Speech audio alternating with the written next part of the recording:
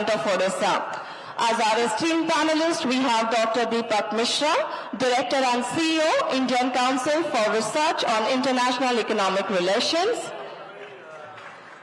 We have Mr. Abhinav Bindra, Padma Bhushan Awardee, the founder of Abhinav Bindra Foundation. We welcome you, Mr. Bruce Poh, Chief Skills Officer, World Skills Center, Odisha.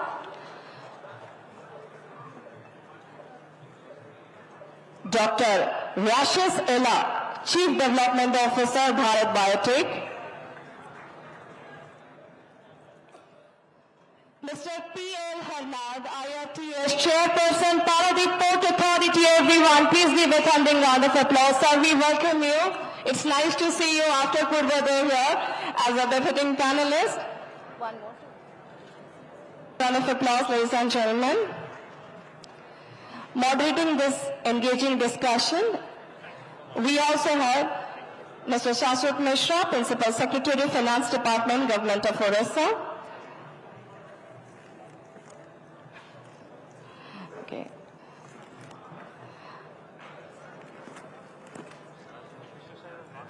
I know. He's there downstairs. Okay. Thank you so much. Moderating this engaging discussion is none other than Srimati Anu Garg, Development Commissioner, cum Additional Chief Secretary, whose invaluable contributions have consistently propelled Odisha towards progress. A big round of applause. Ma'am, over to you for setting the context and welcome address. Be able to see me. So good evening, everyone. Chairman of today's session, the Deputy Chief Minister of Odisha, all my colleagues, experts in their respective fields, on the dais, off the dais, members of the diaspora, ladies and gentlemen. First of all, welcome to our beautiful state and this lovely temple city of Bhubaneswar. This particular session on Vikasit Odisha, the road ahead, basically a vision for Odisha, could not have come at a better time. Actually, the state is now working on a vision document for 2047, what Odisha will look like after 22 years. But before that, we have another important milestone in 2036, when Odisha turns 100. Odisha was created in 1936, and so in 2036 is a very, very important milestone for us, and we want to achieve a lot to make it Odisha of our dreams. In this vision document, our basic premise are three. One, like any other state, we want Odisha to have a more number of ports, more infrastructure, more airports, more flights, more industries, basically a lot of prosperity. But along with that, the second pillar is wellness. We want our people to be well, to be fit, and nutrition levels to be high. So that is another very important pillar. And the third pillar, which becomes very important in the Odisha context, is equity, where we want geographical equity across regions of Odisha. We want people to prosper, we want people to have the best of health, but also social equity and economic equity. The cross-cutting themes in this vision document that we will be coming out with, apart from special chapters on industrialization, on corridors, on how we want to use urbanization as the engine of growth, we also have some cross-cutting themes. And those cross-cutting themes are the resilience to climate changes that are going to take place in the next 22 years, women's empowerment, which will continue to be a very big driving force, governance reforms to be able to achieve all that we are envisioning, basically ensuring ease of living. And another very important thing for us is how we will engage with the community, how the community will contribute to this vision.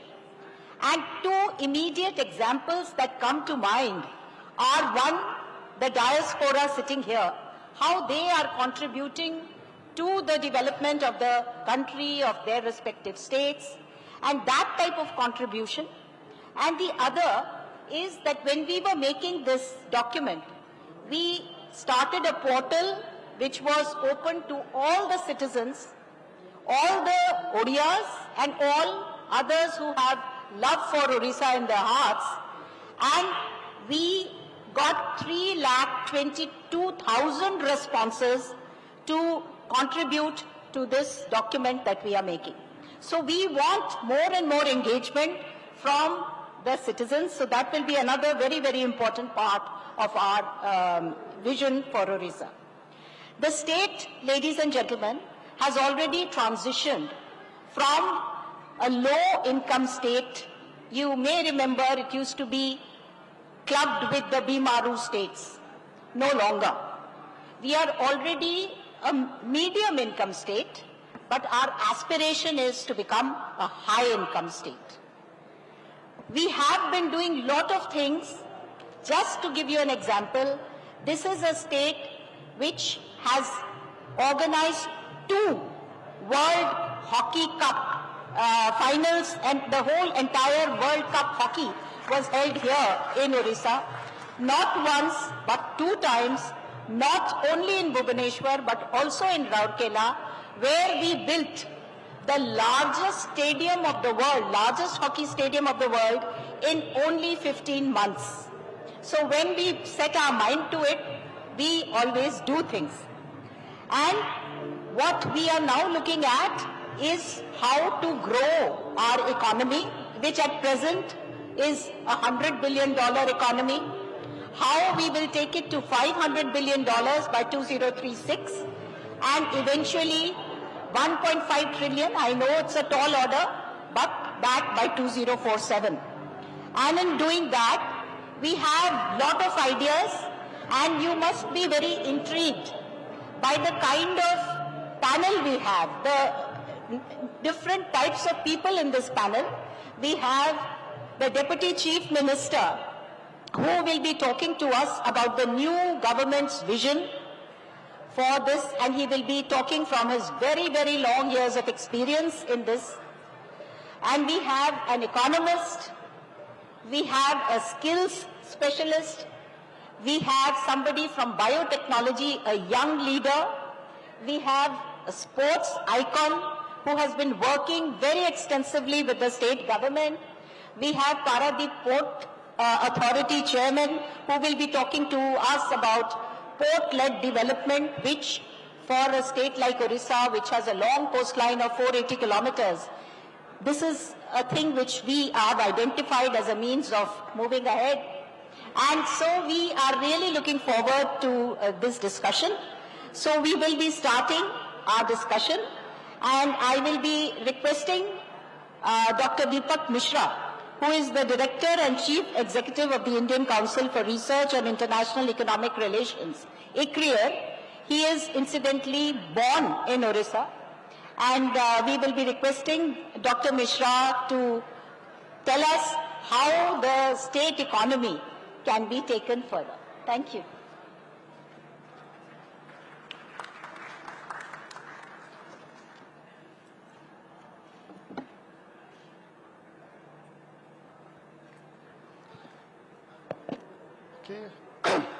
Hello everyone. It's a real pleasure and a privilege to be part of this 18th Pravasi Bharatiya Divas. Many thanks to Development Commissioner Ms. Garg for inviting me. Let me begin with His Excellency Shri Kanak Bardhan Singh Deo, Deputy Chief Minister, Government of Odisha, my fellow panelists, and distinguished ladies and gentlemen in the diaspora community. Somebody should stop this noise.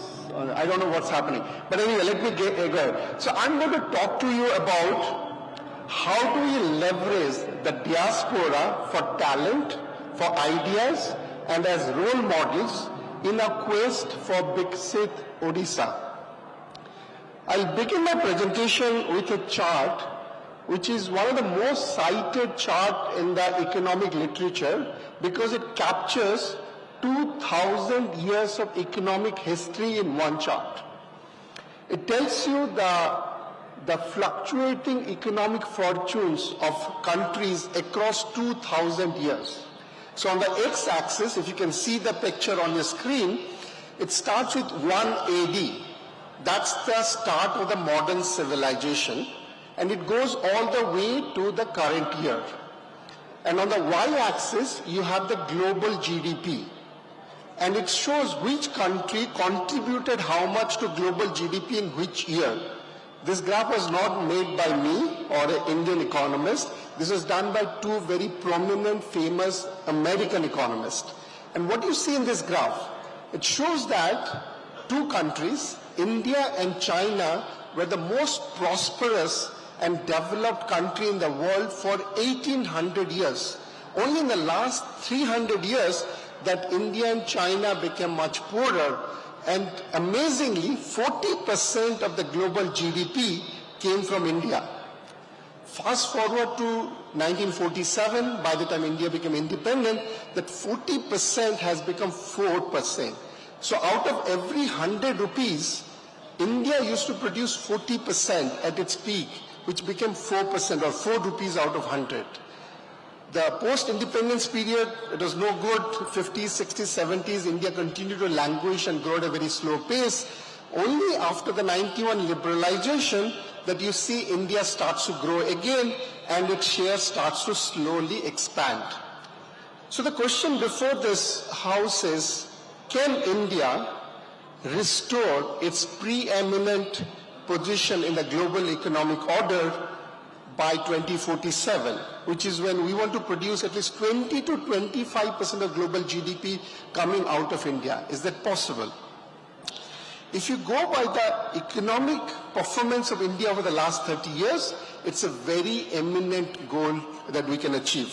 Because what it shows is, you see the growth rate that India contributes to the global growth rate has constantly increased over the last 40 years. We were at 4% in the 1980s, we went to 5, 7, 10. Now we are contributing 12% of the global growth every year. So you can imagine if this good streak continues, we could easily come to 20-25% of the global growth contribution. But this is not going to be automatic, this is not going to be assured. We have to work hard for it and we have to do good policies, but this is within the grasp of India. What about Odisha?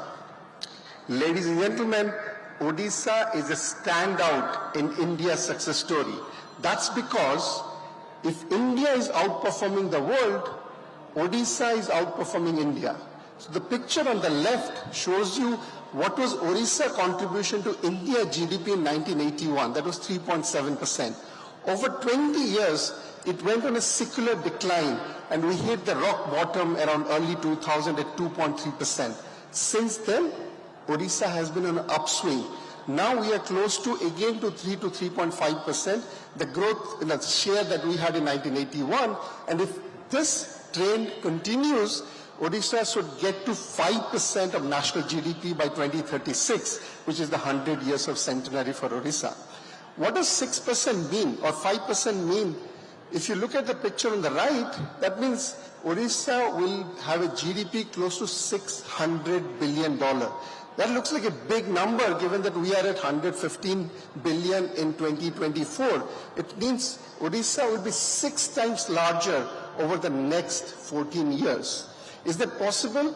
Again, if you look back, Odisha has grown 10 times between 1999 and 2024. So again, it's within our grasp, but we need to do the right policies to get there. And Odisha is very well positioned for success for the following reasons. I'm just going to selectively quote few indicators just to show you. First thing, many of you may not know that Odisha is one of the most industrialized states in the country after Gujarat. Odisha's industry accounts for 43% of GDP compared to 28% for all India. Similarly, the labor force participation rate among women in Odisha is much, much higher than what you see in India. And this is very important. 3% of women in the age group of 15 to 65 are in the labor force in Odisha, compared to only 28 in India. And take it from me that states which are going to have more women in the labor force are going to attract more industry, are going to grow more faster, and are going to experience more inclusive growth in the next 2 decades, and Odisha is very well positioned for it. Third is, again, a big news that I'm sure many of you will know. Despite all this infrastructure investment that you see, Odisha is the least indebted state government in the country today, with only 16% of debt to GDP compared to 28% for the rest of India. It's even better than Maharashtra and Gujarat. And then when it comes to poverty, despite having per capita income below national average, Odisha poverty and multidimensional index is similar to all India. So Odisha is very well positioned to take advantage of its good endowment, but is this enough? Can these things catapult Odisha to $600 billion economy by 2036? Ladies and gentlemen, my view is not.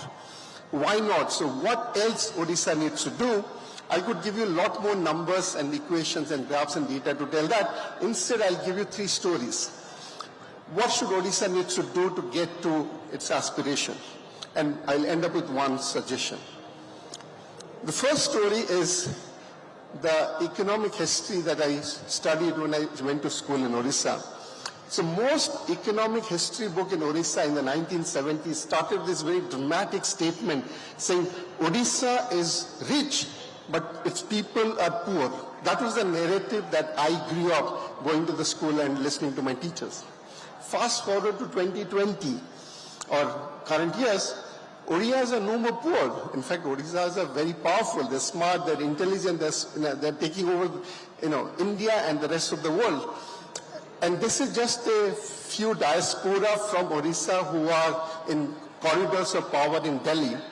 But imagine the rich diaspora, the network, the smart diasporas of India who are scattered across the whole world. And out of that, many Odias are doing extremely well. Whether you go to Middle East, you go to North America, you'll be very surprised to see the vibrant Odia community over there. So the first idea I want to leave it with, how do we leverage diaspora for the talent? The second story comes from Vietnam. So the second story comes from Vietnam. I was a country economist for the World Bank posted in Hanoi office. So one day I got a call from a People's Committee, thank you so much, People's Committee chairman from a province called Thanh Hoa. And Thanh Hoa is a small, tiny province in Vietnam. Vietnam has 62 provinces. So it's like a small district in Odisha. Think of Baleswar. So this Thanh Hoa People's Committee chair, which is like the equivalent to, district collector or the chief minister of that state, calls and says, can you come to my office? I want to have an important discussion with you. I showed up in his office, which is about 100 kilometers from Hanoi, and he said, look, last month, the national government had authorized to set up a refinery in Thanh Hoa. And I want to understand the economics of refinery, and I want you to help me to set up a study tour to Jamnagar in Gujarat. I was just, taken aback that how did he know about Jamnagar in Gujarat? And on the way he said, by the way, I also heard that they have a very dynamic chief minister. Can you set up a meeting with me so that I can learn from him? I mean, imagine a district collector in a small district in Baleswar having the knowledge about which is the place which is the best refinery in the world. How do I learn the economics of refining so that I can prepare my state for it? So he wanted to know the upstream activities of the refinery, the downstream activities, the people kind of thing they have to do, the land they have to acquire, the new things that they can create with the refineries. All those things he wanted to know, and he had done his homework to know that he wanted to come to Jamnagar.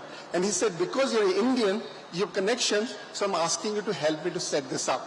That study tour did happen by the time I had left Vietnam, but just to give you that how much in East Asia people start to think about collecting good ideas, and here the diaspora can be a big platform for Odisha policymakers to seek good ideas from the rest of the world. My third story comes from what I call Making Millions journey from Mayurbhanj to Maryland and back. And this is a very personal story. I was born in a place called Bethnoti in Mayurbhanj district. Until very recently, I did not know that almost all my formative years was spent around a national park called Simlipal. Some of you obviously in Odisha, they know. But the diasporas who don't know about Simlipal, you should certainly visit it. It's a terrific place. But what is funny was, for first 12 years of my life, I was born in Bethnoti. I was studying in Rairangpur, Jassipur, Biswai. These were my first 12 years of my life. And with me, there are hundreds and thousands of friends and students and family members who all studied there. And what was holding many of us back, as I look back, was our ambition. We did not have role model like the way people in Gujarat have. When you go to villages in Kutch and ask them, what do you want to become? They want to be a big industrialist like Dhirubhai Ambani. If you go to Hyderabad and ask kids, what do you want to be? They want to be Satya Nadella. The girls in Chennai wants to be Indra Nui and run Fortune 500 companies. In India, at least during my time, I was limited by the ambition, by entrepreneurship, and not having the role model. And I think the diaspora can be the perfect role model for the Odia youth. So this is the three ideas that, stories that I had. What the diasporas will offer: talent, ideas, and a source of being role model. What do they bring that we need for Odisha? We need greater capacity, both in government and in private sector. We need know-how, technologies, ideas, and we need to fire the youth with ambition and entrepreneurship. So my suggestion to the Deputy Chief Minister is, let's think of a SWAT or a crack team on diaspora and development. Let's strengthen the Prabhasi Odiyas and Bharatiyas linked to their Janmabhoomi. And some of you say, but where about the money? Because that's what the diasporas are good for. But take it from me, I was a diaspora for many years. Emotional bond trumps financial linkages anytime. So if you can establish those emotional links, you would be able to see the money coming through. But let's start with the heart and not with the pocket. With that, I have some very specific ideas, but I'm running out of time, so I leave it, but I'd like to have a discussion with the Deputy Commissioner about how do we take this idea forward. Thank you so much, and if you want to reach me, the best way to get me is through my LinkedIn. Thank you. Thank you.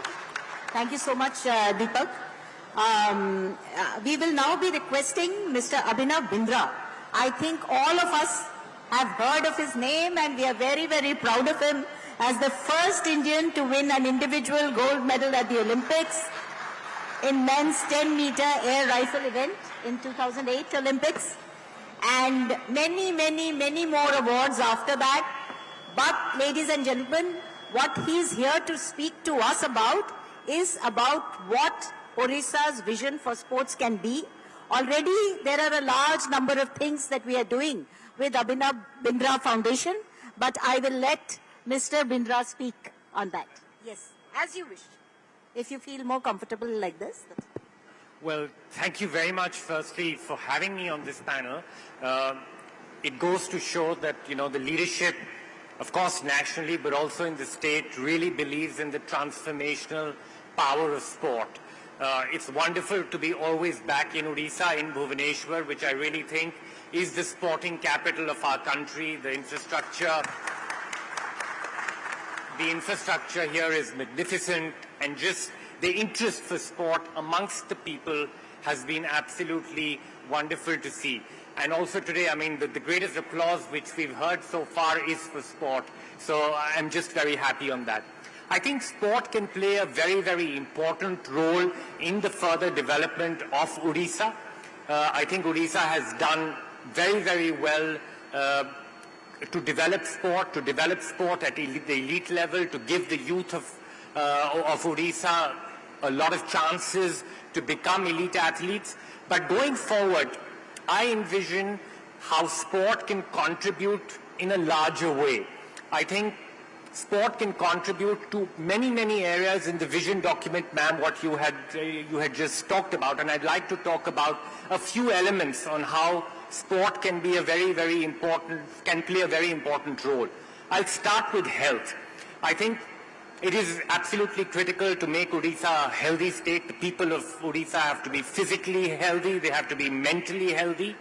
And for that, I think sport can play a very important role.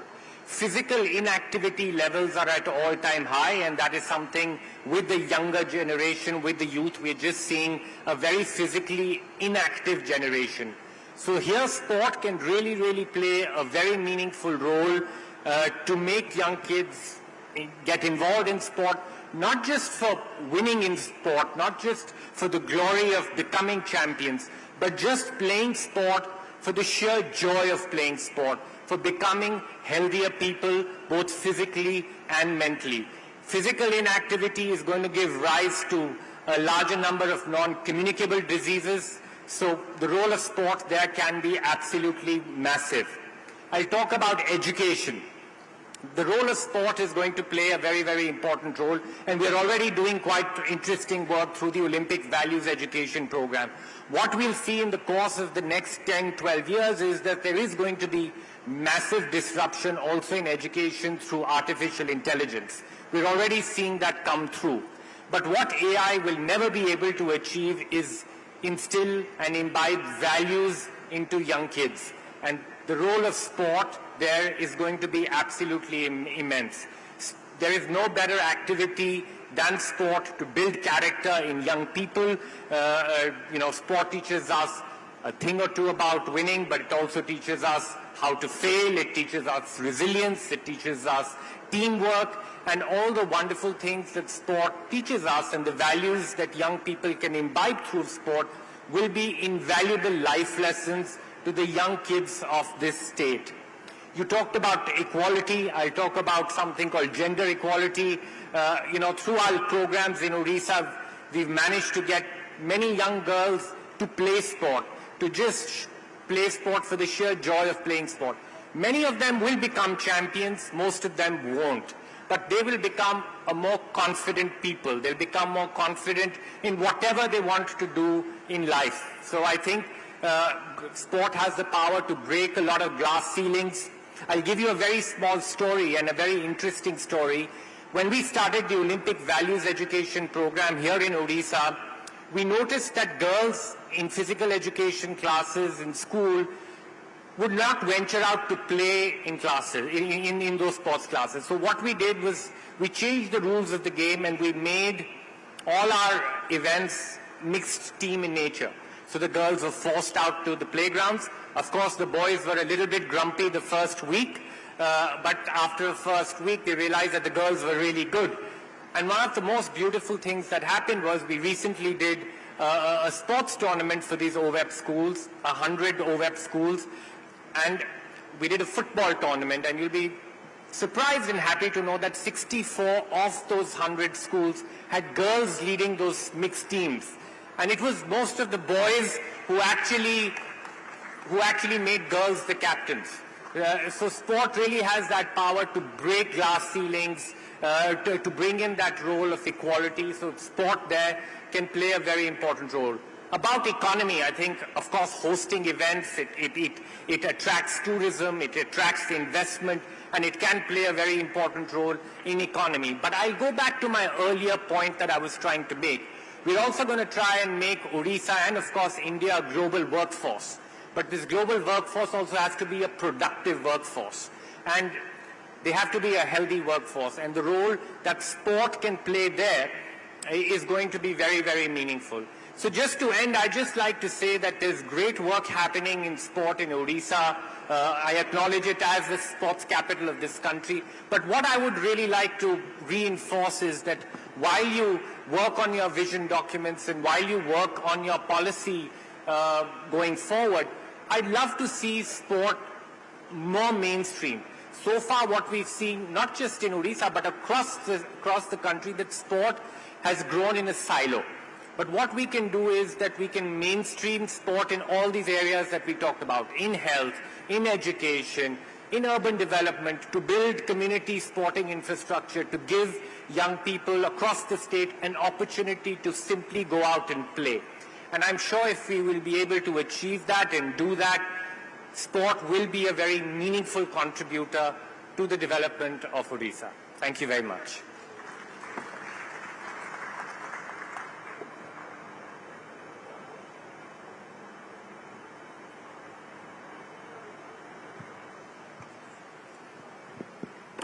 So thank you. Thank you, Abhinav. Actually, some time back when I had gone to a district, very remote district of Malkangiri, so there in a tribal hostel for girls, I asked those girls, if there's one thing that you would want to ask me as a state government representative that you want to have very desperately, I thought they will say we want a television or we want a library or we want this or that, but they said we want to play hockey. So there in a remote district, there were girls who wanted to play hockey only because the state has really taken up the cause of hockey. Thank you very much, Abhinav. And we will now be requesting Mr. Bruce Poe. Mr. Bruce Poe is the Chief Skills Officer at World Skills Center here. And he has been the former CEO of ITEES in Singapore and has his MBA from NUS. He has been helping us in taking the skills story ahead. And today we will request him to tell us what the skill ecosystem should look like in Odisha by 2036 and maybe then by 2047. Mr. Bruce Poe. Thank you very much. I hope you can hear me. Honorable Deputy Chief Minister, Sri Kanat Vedant Singh Deo, distinguished guests, participants. It's an honor for me to be here to speak to you about skills development and training. Now, when we talk about economic development of a country or a state, inevitably you will talk about the need for skills manpower. So skills manpower is very important and integral to the economic development of a country or a state. I come from, in my earlier working life, working for the Singapore Economic Development Board. And it's interesting to note that in the Economic Development Board at that time, there's a manpower development division which I belongs to. And what does the Manpower Development Division in EDB does in Singapore? Simply to train the manpower that is needed for the kind of FDI, foreign direct investment, needed for Singapore. And we are talking about cutting edge kind of skills and technology needed at that time. And we have many training centers, training institutions cater to develop excellent skilled manpower for the needs of the industry of the day. And what does it require? It requires you to, in a way, forecast what are the skills that's needed with the industry that you need to attract to establish in the particular, for that matter, Singapore. And similarly, I think for Odisha, you need to look at that kind of perspective. So in Singapore, you have this very, I would say, pursuit for the type of skills that is relevant to the industry. So you got to actually know the pulse of industry and what are the type of manpower needed for industry. I can remember, as a young officer, I have to visit industry like, 2 times a week at least, while I'm doing, skills, manpower, and training. And it's important that we don't lose sight of what the industry do. And moving forward to, 2024, 2025, and beyond, you can see that the pace of change in the industry is gathering speed. So the notion of, change is a constant is even invalid, because it's the acceleration of the industry, need for change in technology and so on, that the skills need to keep up to that kind of speed. Which means that inevitably you need to train the trainers to keep up the speed of this industry change. And it's important to have an ecosystem within your training ecosystem to provide training for your teachers so that they can keep up the pace with industry. And I can say that the half-life of knowledge in the skills area is getting shorter and shorter because industry is moving faster and faster. So that's a big challenge in itself. So in Odisha, we have partnered with the Odisha Skills Development Authority to set up the World Skills Center. And we have developed, in trades, in the manufacturing area, in the facility management, and also the hospitality area. And going forward, we are looking at a new skills area, areas where if you want to go into manufacturing, you are talking about global skills. The standards should be on par with what the world demands, because you are manufacturing for the world. Singapore has gone through the stage in the 70s, 80s, 90s. And similarly, I think Odisha, with all the investment coming in, will also need that kind of planning for the skills that's needed in the future. So going forward, we are looking at new skills in area of IT-enabled services, semiconductor manufacturing, even AI applications, and many more, other areas that is of, importance to Odisha. And Odisha is training for the world, besides, training for the state itself. So you must make sure that you are plugged into what the world requires in terms of skilled manpower. In Singapore, we like to do things in a very, orderly fashion. When you want to transform the industry in Singapore, we have a very high-level committee called the Committee of Future Economy. And they come out with a report after many months and years of deliberation, including, inputs from the industries. We come up with what we call 23 industry transformation maps. And each sector of the industry is targeted, and what is needed to transform the industry itself, so that you can keep pace with what are the changes in the world and maybe keep in the forefront of that particular sector. And inevitably, if you look down, the next stage, what are the skills required to tackle some of this industry transformation, you find that one common thread is digitalization. Digitalization will impact all the 23 kind of sectors that we have in Singapore. And over here, it will be the same thing. Having said that, with the generative AI coming on board, there's also a need that, various sectors need to have AI applications incorporated in the skills areas. So these are areas that will inevitably come upon you. If you don't transform, you will just, fade away. So in your skilling, you must always be cognizant of what the industry needs and wants, and what is the next step, and prepare your institution, particularly your trainers, to be able to keep up to pace with what the industry wants. So in short, the future of, or the next phase of the World Skills Center will be looking at some of the skills area, and we are going to look at skilling not just in Bhubaneswar, but all the other districts of Odisha as well. And we are looking at, for example, zonal ITIs, what can be, the training, programs in those areas. And there are so many areas that we can think of.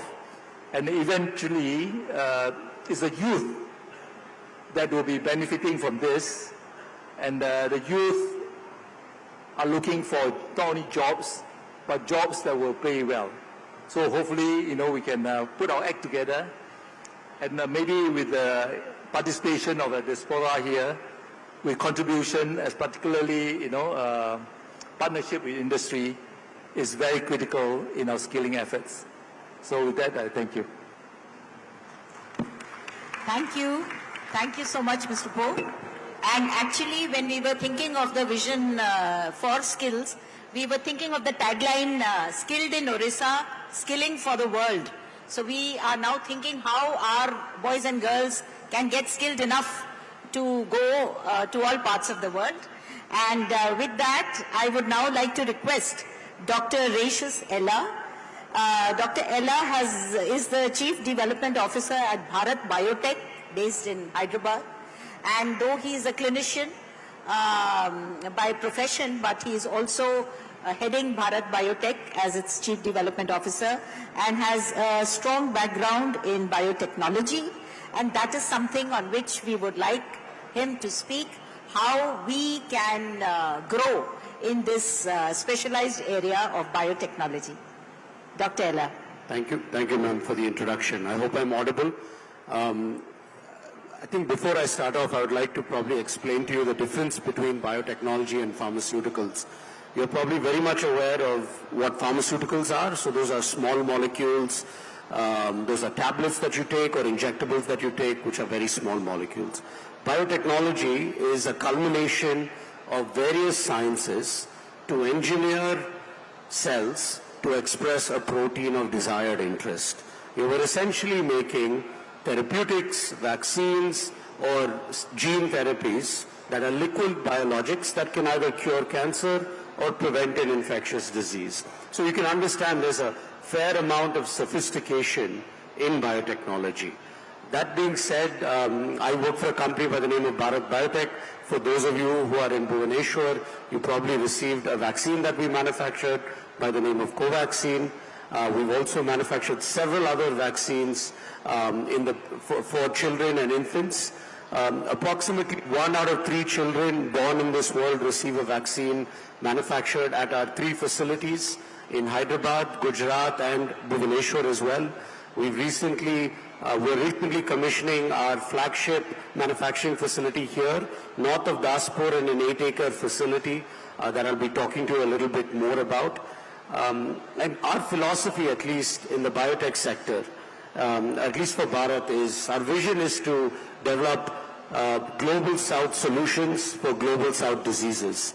In the pandemic or in other circumstances when you have outbreaks, you really can't rely on multinationals to come and service a country the size of India. It's very important for India to be self-reliant and also Odisha to be self-reliant as well. And with that vision, we decided to venture into this space of vaccines and to innovate in this world as well. We're the first developers of a few novel vaccines that is based on our own intellectual property and based on our own clinical data as well. These vaccines do take anywhere between 5 years to 15 years to come to fruition, and we've been doing that successfully well. And I think through our interactions with the state of Odisha, they've been extremely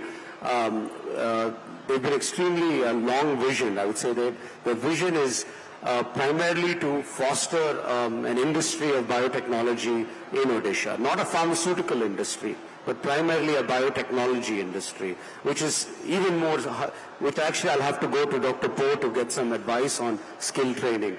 But the new policies from the state, the Science and Technology Department are extremely encouraging.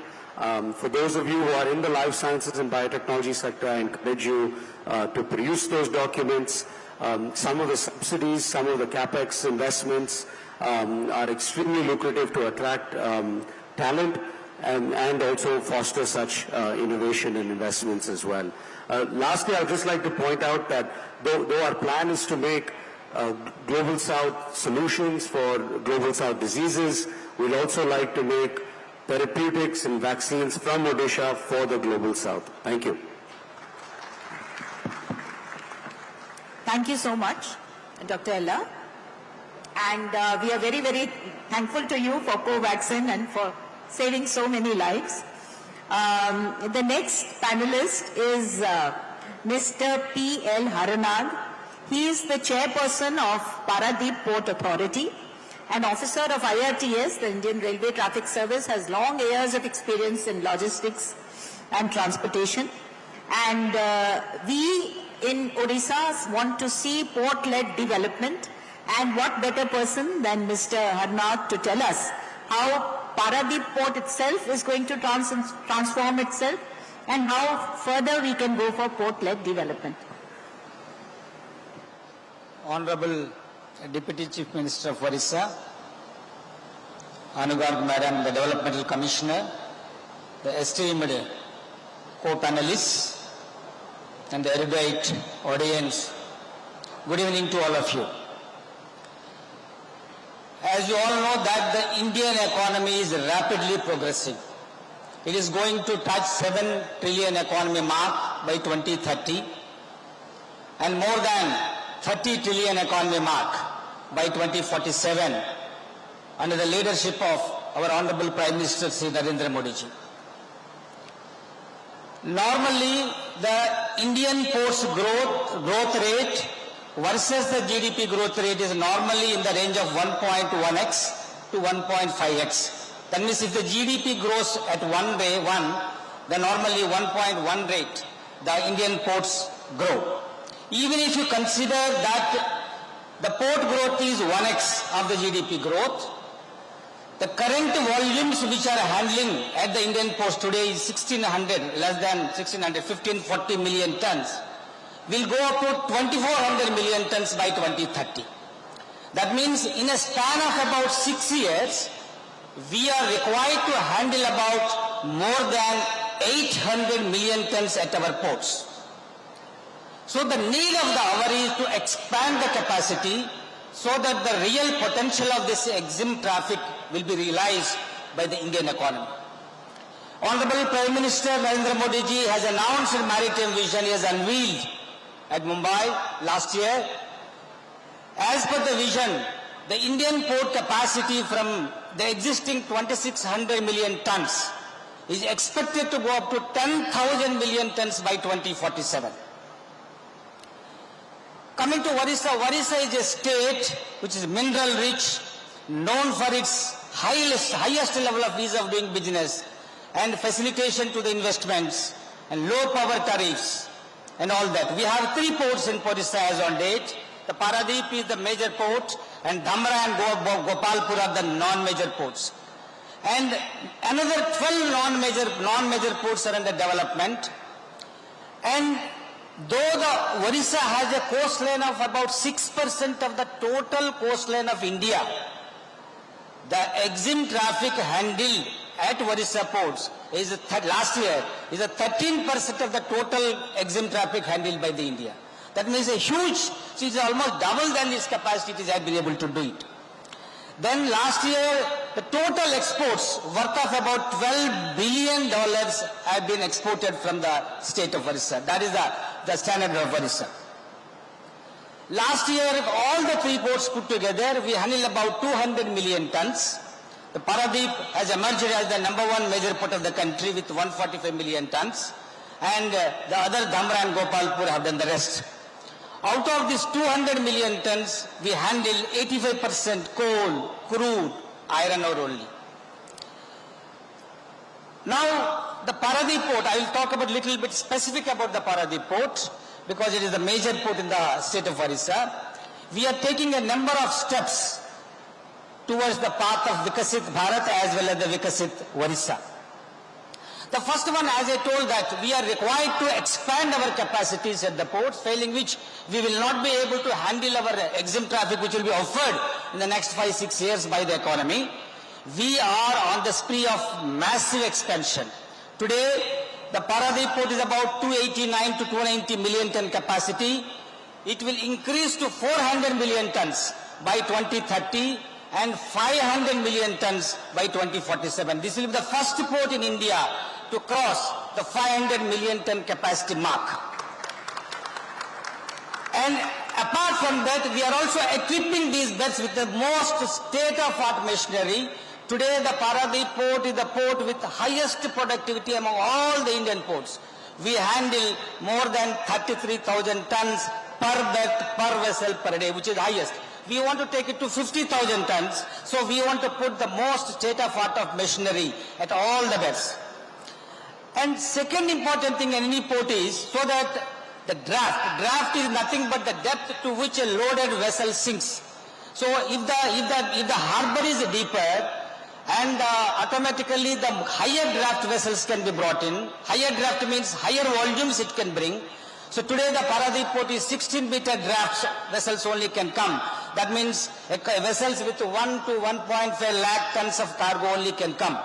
Now in a couple of years, less than a couple of years, already the project is on, we will make the Paradip port Cape compliant. That means the draft will be increased to 18.5 meters, which means the biggest vessels which carry 2.5 lakh tons, 3 lakh tons of cargo in a single vessel can come and can be handled at the port. Because of the economies of scale, the scale of economy, so the logistic cost will come down substantially once you bring the bigger vessels. So all the industrialists, all the exporters and importers of the Odisha will get hugely benefited by this increase in the draft. It is estimated that $10 to $12 per ton will be reduced, which is a substantial amount for the exporters and importers with the increase in the draft. The third important step which we are taking as a part of the Vikasit Odisha and Vikasit Bharat is the port-led industrialization. Now, gone are the days when we used to keep, earlier what we were doing is we were developing the ports closer to the industrial area. Now we are trying to bring the industries closer to the ports. The port-led industrialization is the important arm of the Sagarmala that has been launched by the government of India. As a part of the Sagarmala program, already we have allotted almost 5-6 players, almost 800 acres of our limited land has been allotted to tank farms, to pellet plants, to multimodal logistic farms, for CFSs, to cater the container traffic. Almost 9,000 crores of investment is expected to come next 3 to 4 years, and which will give us 50 million tons of captive cargo for the Paradip. Port-led industrialization, the industries will become captive to the port. It is a win-win situation. They will get lesser logistic cost, and I will get the cargo captive. The fourth important step which we are taking is the cargo diversification. Traditionally, the ports of Odisha were concentrating on coal, iron ore and crude. These are the only three cargoes which constitutes 85 to 95% of the port traffic. But we have a lot of other cargo which is getting diverted to the ports of other states. In the process, they are incurring huge logistic costs. Some of the industries are spending about 50 to 60 crores additional logistic costs, and which is then they become globally incompetitive. So, government of Odisha has supported us, the first of its kind. No other state has done this kind of initiative, no maritime state. Odisha government has given VGF and for attracting the container liners traffic. Because the container liners were not coming to Paradip. Anyhow they were getting the cargo either at Kolkata port or Visakhapatnam port. But the logistic cost of the exporters is going up highly.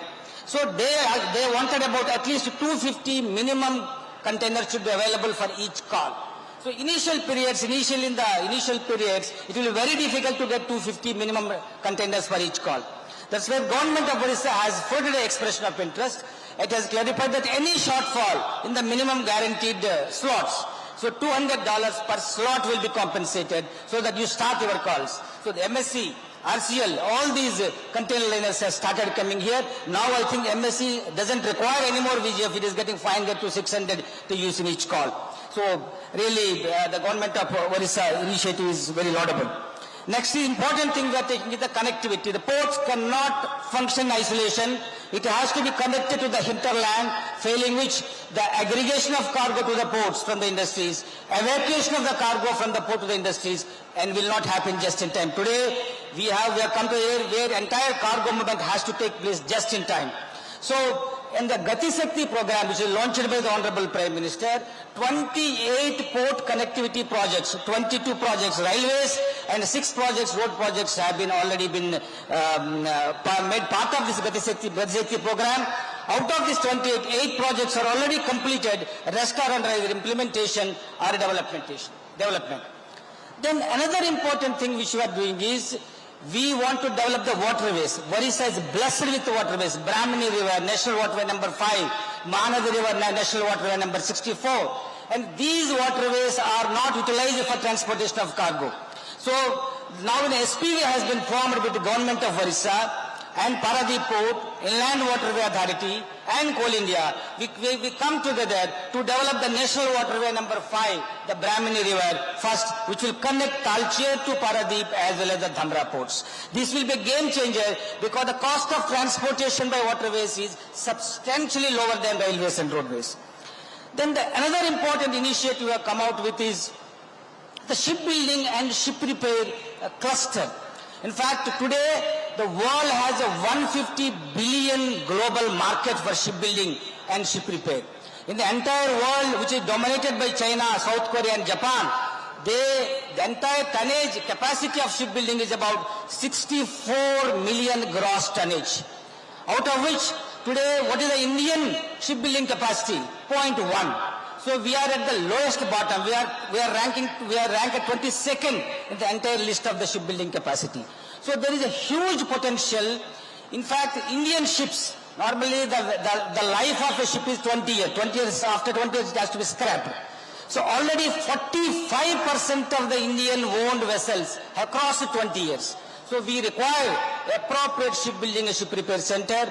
Government of Odisha and Paradip Port have come together to develop shipbuilding cluster in the Kendrapara district, and with the allotment of land we will be developing very soon, maybe in a year or two, and it will, in fact, the shipbuilding cluster will generate a huge employment. And if the employment multiplier is 6.4x, that means if one person is a core employee, 6.4 additional employment will be generated. The last I will say, and I will close it, that is the green hydrogen and green ammonia hub. So now today, Paradip is one of the 3 hubs which have been declared by government for export and bunkering of the green hydrogen and green ammonia. Here also I must thank the government of Odisha, which has come forward to allot land for the green hydrogen and green ammonia producers closer to the Paradip port, where they will produce and they will handle for export and bunkering purposes to Paradip port. Paradip port is coming out with an exclusive and green hydrogen, green ammonia berth. So with these things I will just close, and the Paradip, which will continue to play the pivotal role in the growth of the economy and as the Vikasit Odisha's concept. And we want to mechanize ourselves 100%, increase the productivity, diversify the cargo profile, and we want to emerge at the biggest major port of the country, which is also a smart port and also green port. Thank you so much. Thank you so much, Mr. Arnad. And this is for Paradip only, and we are planning so many big things for the other ports as well. May I now request Honorable Deputy Chief Minister of Odisha, Mr. K.D. Singh Deo, to deliver the address.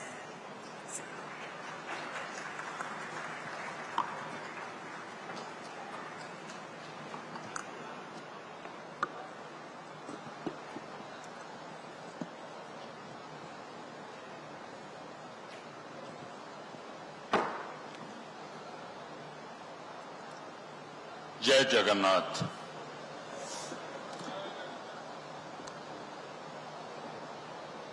Development Commissioner, Additional Chief Secretary Odisha, Mrs. Annu Garg,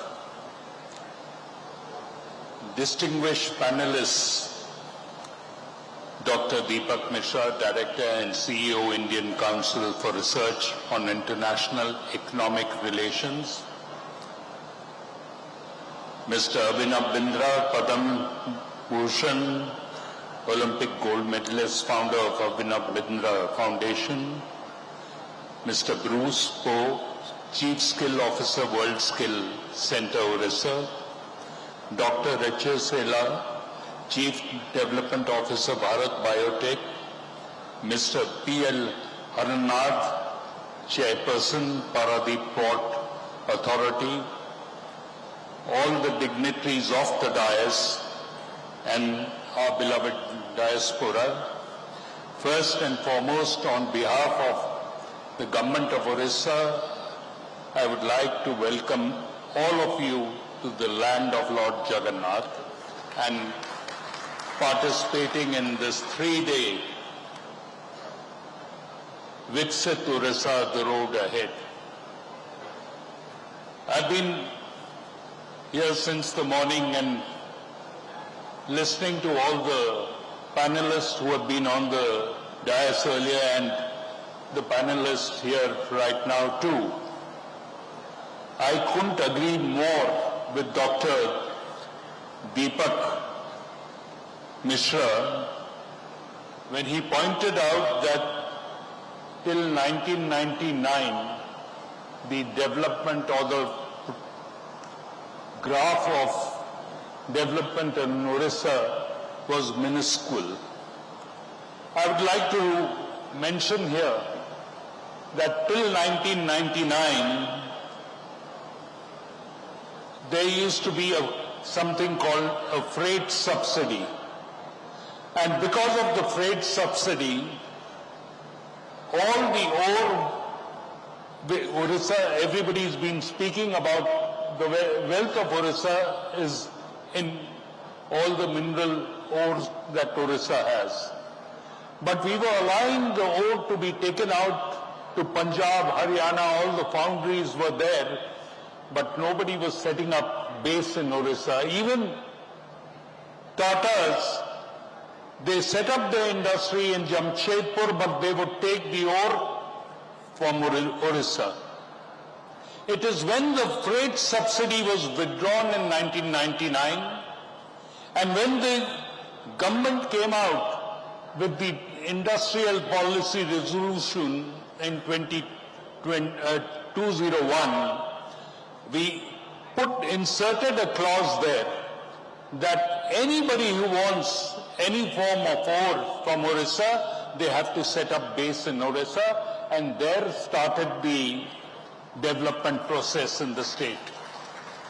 Friends, Odisha has the longest coastline. Everybody's been talking about that. In the previous session, I was listening to Mr. Amitabh Kant. I was sitting at the back and hearing him. He was talking about the kind of development in the tourism sector that should take place. He was mentioning that people are not looking for 5-star hotels. I agree wholeheartedly with him that people do not want 5-star hotels. They need a clean room to sleep in, and they need a clean toilet and services, and they don't need European food to be served to them. They would be more than happy to consume your local cuisines. We need to, if we look at the last year's, the current year's financial budget and the speech which was made by the Honorable Finance Minister Nirmala Sitharaman ji in the Parliament, she had talked about heritage tourism being developed. She had talked about wildlife tourism to be developed. And we have everything here to offer to the people, but we have not tried to tap those. We should, I remember, I would go back to 2006. I was speaking earlier to Abhinav. Sometime back in 2006, he would know Mr. Bernie Eccleston, who used to run Formula One. Bernie Eccleston had come to Odisha to look at motor sports Formula One sports to be started here, because all he needed a port to bring bring the boats in, and he said we want tented accommodation for the participants who come from all over the world. And the amount of foreign exchange that we could have earned at that point of time, we've got all these long reservoirs where you need only 1 kilometer length stretch of a straight run where these boats can be raced. But somewhere the thought process at that time was something different. But definitely we can develop water sports. We have the longest coastline, like I said, and we can have not less than 100 Goas, because 490 kilometers of coastline, you can have various tourist spots developed, and you don't have to have high-end tourism development. You can have low-level tourism development. Some time back, everybody would recall a photograph that was posted by the Honorable Prime Minister on his X. And everybody was wondering where this is. And it was only a part of India where he had taken a photograph and posted. We have so many beautiful places to offer to the people of the world. And why can't Odisha develop those areas? We have a lovely Buddhist circuit. Buddhist circuit should be developed. Japanese tourists spend more to go and play golf in Australia, because to play on the greens in Japan, it is more expensive than to fly to Australia and play golf. So if we develop more golf courses in the state of Odisha, we could get more tourists coming in. But for that, again, what Dr. Jaishankar was speaking of in the morning, we need to develop connectivity. When I say connectivity, it has to be air connectivity. And it has to be affordable air connectivity. You can't have, that is something that will have to be taken up with Government of India. Mr. Arnath was talking about the development of the ports, because ports is what will get you a lot of cargo, and you have your container movement and everything. But I am a firm believer, Odisha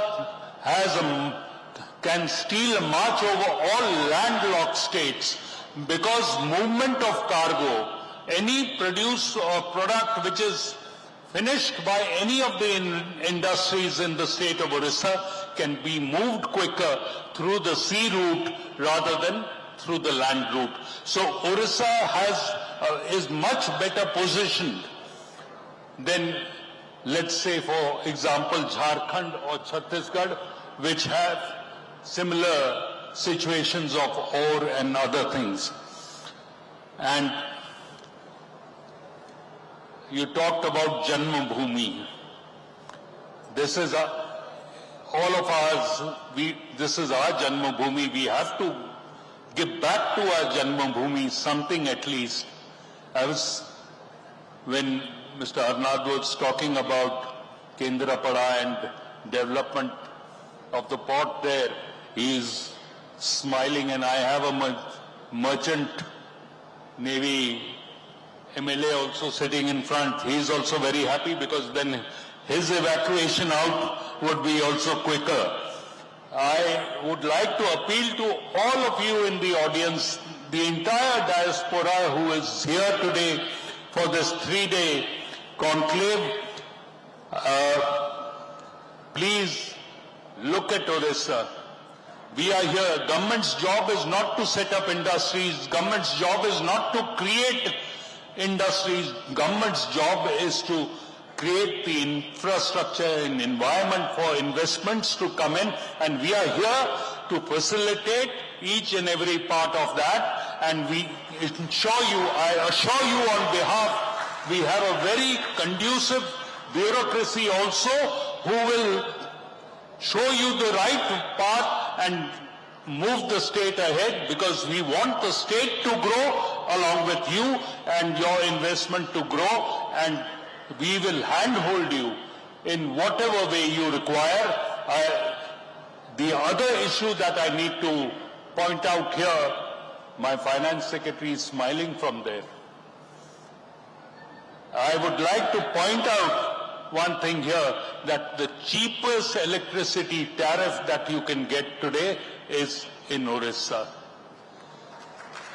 Recently, Andhra Pradesh has come out with an energy policy, and I met some investors in Delhi during my last visit to Delhi, and they told me, all that they have promised is more Odisha-centric. They can't give what they have promised. So we are not, we went to Chandra Babuji when he has called, so we did go there, but we are looking at Odisha seriously. Friends, the Prime Minister's vision of $5 billion US economy by 2036 and $1.5 trillion US dollar economy by 2047 is what we are working towards. We are also wanting to increase the per capita income to 28,000.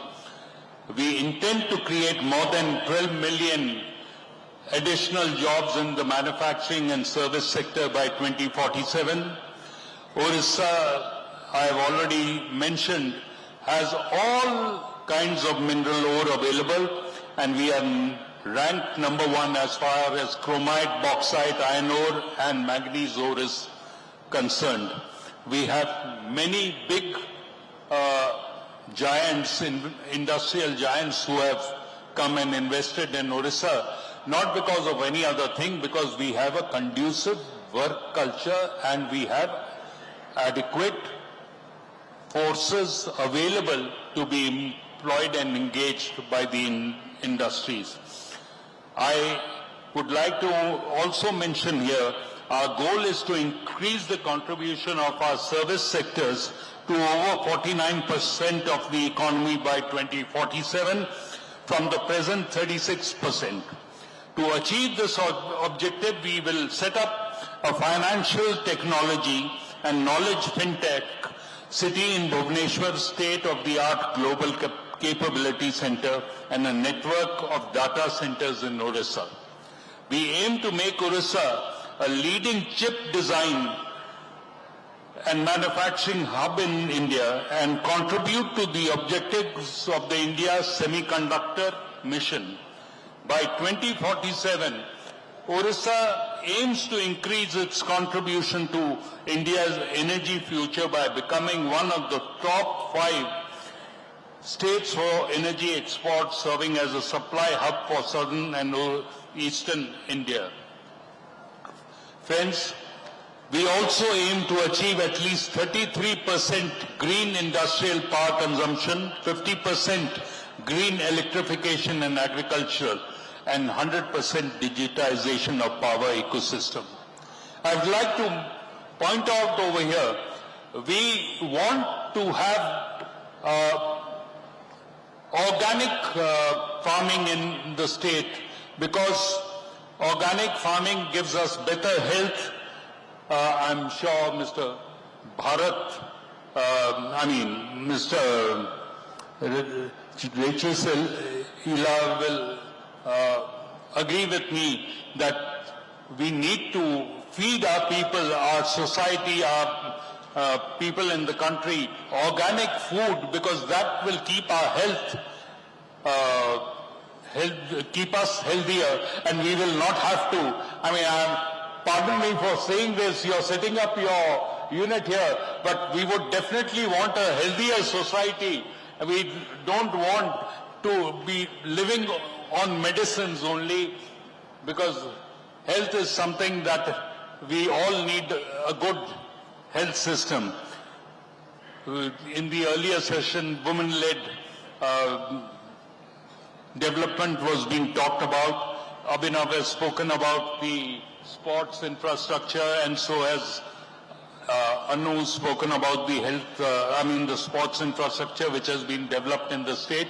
There's still a lot to be done. We have miles to go. And there are one or two points which were missed out as far as the sports issue was concerned. Odisha has become the sponsor for the national Kho-Kho team as well as the women's hockey team. And I am sure Kho-Kho is a sport which only needs two pillars, and you need the players, and it can be developed in each and every village of Odisha. And we would like people to be engaged in sporting activities, to be able to stay fit. I thank you all once again for being here amongst us in Odisha and wanting to be a part of the development of not only Odisha and the dream of the Honorable Prime Minister when he speaks about Purvodaya. India's development depends on the Purvodaya, meaning the Eastern India needs to develop to make Odisha Viksit, to make India Viksit, and with Viksit Bharat, Viksit Odisha. Thank you all once again. Jai Hind, Jai Bharat, Vande Utkal Janani. Thank you, sir. Thank you so much. Thank you so much. Thank you so much, sir. A big round of applause. Masterpiece of advices, and definitely we are working on it continuously, and we need your support, all the esteemed diasporas, all the industry leaders present over here. Moving ahead, we also indebted to our moderator, Madam Anugarg, for conducting the discussion in a smooth way, and to all our esteemed panelists for their valuable addition. Ladies and gentlemen, time has arrived that we should be officially closing the third session. I would be requesting hereby Principal Secretary, Finance Department, Government of Odisha, Shri Shashwat Mishra, to please come and deliver the vote of thanks. Sir.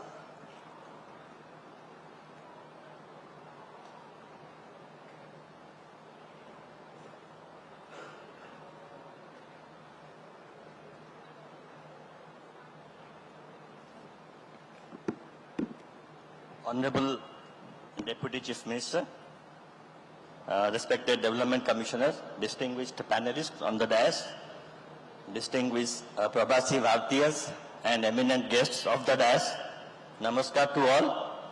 I will not detain you for more than 2 minutes. We have come to the end of a very productive day, in fact the first day of the PBD celebration, and this enriching session was a befitting end to the first day's events. Why does a finance secretary have to give you vote of thanks? It's because finance allows you to dream about Vikasit Odisha.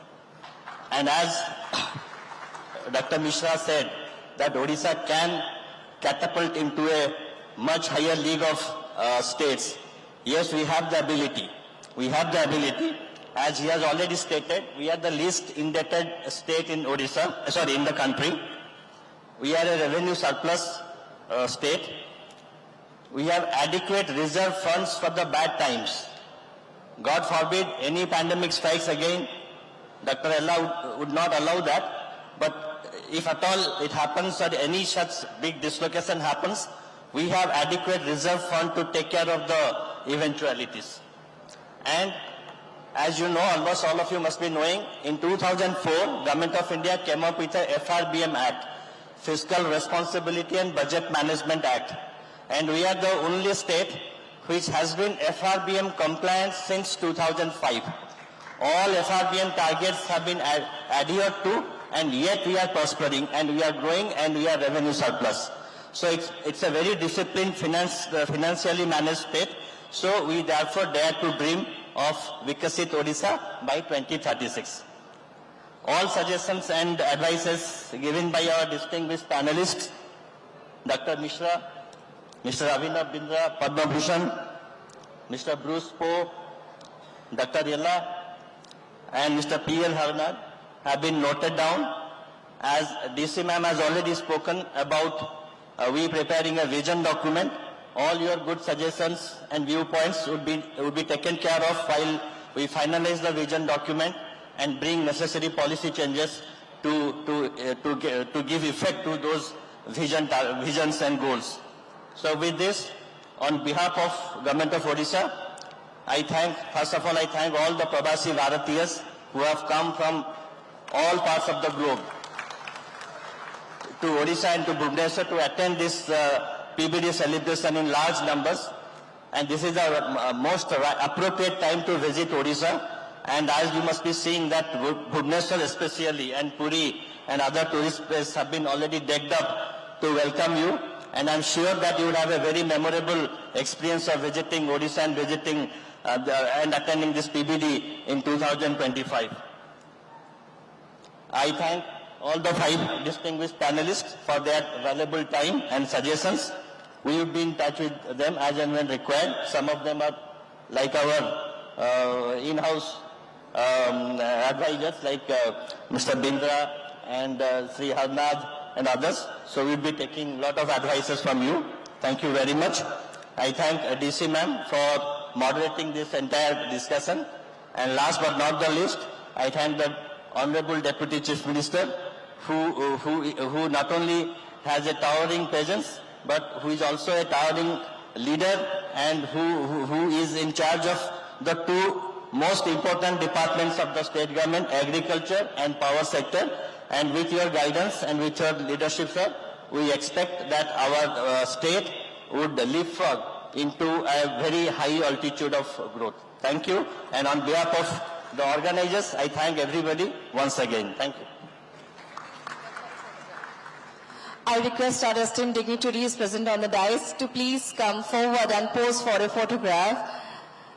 As promised, this session definitely acted as a melting pot of ideas, aspirations and actionable strategies for the future of Odisha. Ladies and gentlemen, together we can make the vision of Viksit Odisha a reality. Let's continue this journey with hope, determination and collaboration. I would be requesting all of you to please enjoy the tea break and gear up, because in the evening we have amazing performance, the authentic representation of Odisha's tradition and culture in the form of Odissi dance and other, you can say, classical song sessions. So I would be requesting everyone to gear up for the evening cultural session. Once again, thanking all our esteemed dignitaries, panelists, Deputy CM, DC ma'am, for your valuable addition to the 3rd and the last session of Day 1 PBD 2025. Once again, thanking all our vibrant diasporas and all the leaders for your participation. Please enjoy the tea break and gear up for cultural program. Thank you. Thank you, everyone.